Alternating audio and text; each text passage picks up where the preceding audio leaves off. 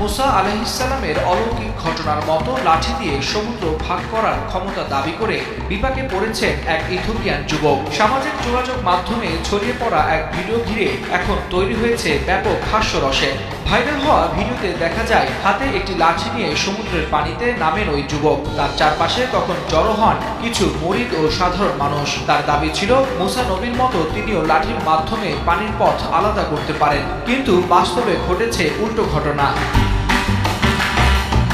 যুবকটি পানিতে নেমে লাঠি উঁচু করে বিভিন্ন ভঙ্গিতে কিছুক্ষণ চেষ্টা চালান। এ সময় পাশে থাকা তার আরেক মুরিদ কোনো এক ধর্মীয় গ্রন্থ থেকে কিছু একটা পাঠ করছিলেন। উপস্থিত অনেকেই ঘটনাটি মোবাইল ফোনে ধারণ করতে থাকেন, কিন্তু কিছুক্ষণের মধ্যে পরিস্থিতি নিয়ন্ত্রণের বাইরে চলে যায়। প্রবল ঢেউ ও স্রোতের মুখে দাঁড়িয়ে থাকতে না পেরে ভারসাম্য হারিয়ে ফেলেন ওই যুবক। এক পর্যায়ে ঢেউয়ের তোড়ে পানিতে পড়ে যান তিনি। পরে আতঙ্কিত অবস্থায় দ্রুত সেখান থেকে সরে যেতে দেখা যায় তাকে।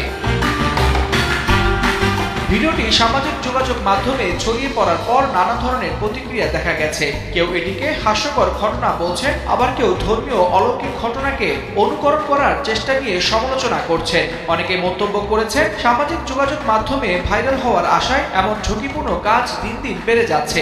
যদিও ঘটনাটিতে কেউ হতাহত হয়নি বলে জানা গেছে, তবে ভিডিওটি এখন ইন্টারনেটে ব্যাপক আলোচনার জন্ম দিয়েছে। Waliul Hasnat, Times today.